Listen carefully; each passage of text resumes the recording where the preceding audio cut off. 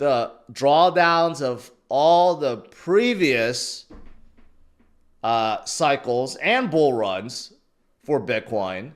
You can't see it, but the black one is the one that we're going through right now, the one we're currently in.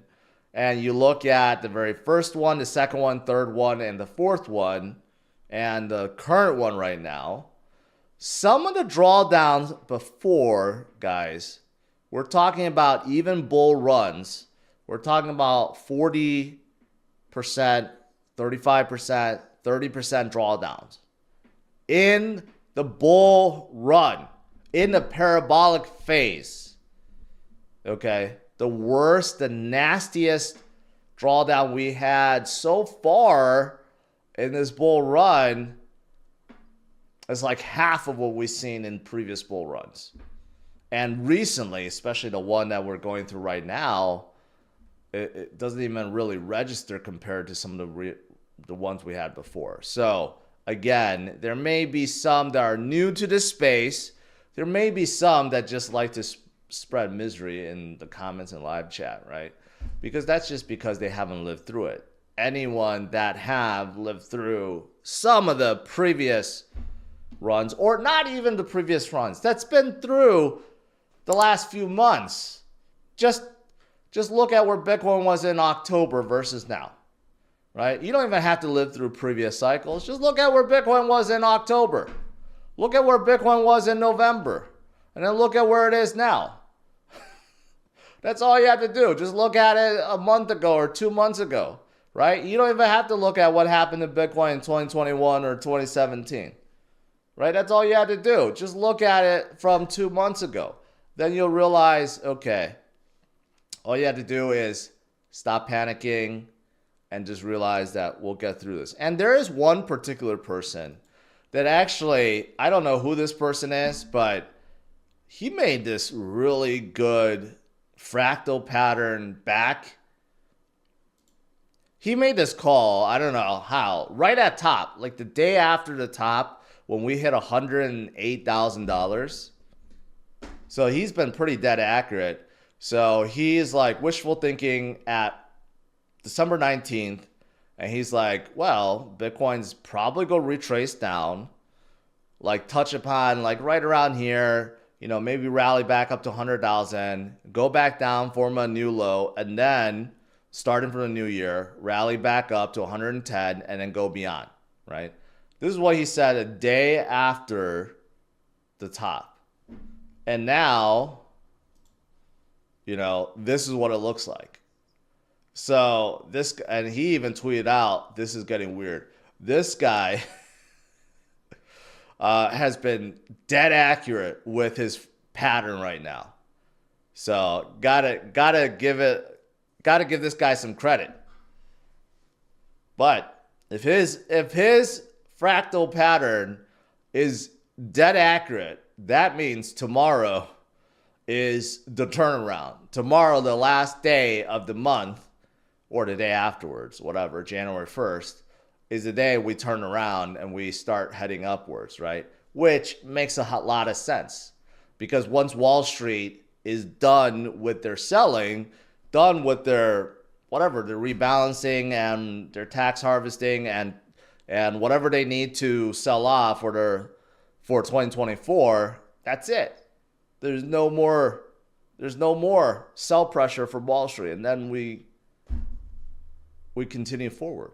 I mean, it actually makes a lot of sense. You don't even need a chart to tell you that. You just use logic. Some more patterns. If you look at what we're going through right now, very similar to last year too. Even though last year wasn't the greatest year, but last year also after October, we started rallying, and then we had a pretty good October, November, December. We actually did go down in December, and then we went down, and then we recovered back up, and we did a pretty darn good climb in the new year. So will we repeat? I don't know, but it's looking very similar. But again, when in doubt, zoom out. Like I showed you guys with this, there's plenty of drawdowns with every single cycle. And what ends up happening is every single cycle, you form new highs.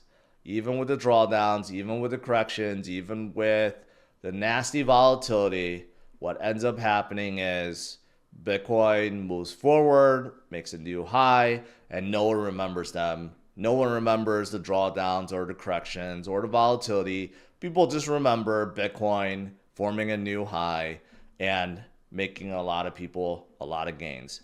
That's it. Every single time. And where we are right now is right before we enter the most bullish phase for Bitcoin. As we enter 2025, we are literally days away from that. Days away. This is not the time to be feared out of the market. No. Nope. And also, outside of Bitcoin, right? This is also, if you're like holding a lot of crypto and you're holding a lot of vaults, this is also the time when the last year is when Bitcoin dominance actually starts going downwards too. So if you look at history and you look at, well, when does Bitcoin dominance start going down? When does altcoin dominance start going upwards, right? Well, it usually starts in the last year of the 4-year cycle. So you look at 2017, right? It was pretty dramatic that after 2017 started, which is the last year, after 2016 was the halving year. In 2017, even though Bitcoin did go up, but the dominance went down drastically because that's when Ethereum got hot and a lot of other crypto got hot, and that's when altcoin season truly happened, right? You look at 2021, also Bitcoin dominance fell down drastically, right? 2020 was the halving year, 2021 was the final year. Even though Bitcoin went up in 2021, Bitcoin dominance drastically dropped in 2021. So if we're we're going by history, right? Then you would figure, when does Bitcoin dominance drop? Well, you would figure sometime in 2025, you would see a drastic drop with Bitcoin dominance, right? If you're going by history. However, it doesn't always have to repeat. But I figure at some point in 2025, you will see a gradual or a steep drop in Bitcoin dominance. Although I will make this argument, Bitcoin right now, unlike previous cycles, is led by institutions, right? Bitcoin was not propped up and was not bought by institutions back in previous cycles. So this cycle could be a little bit different. We may not see that drastic drop off like before, right? Or if we do see a drop off, it will be maybe more towards the end of the year or a lot less steep, right? But regardless, I do think we are going to see resurgence with alts. It's not like we haven't seen it this year. We saw brief stints of that earlier in March and April. We saw a little bit of that earlier in November and early December.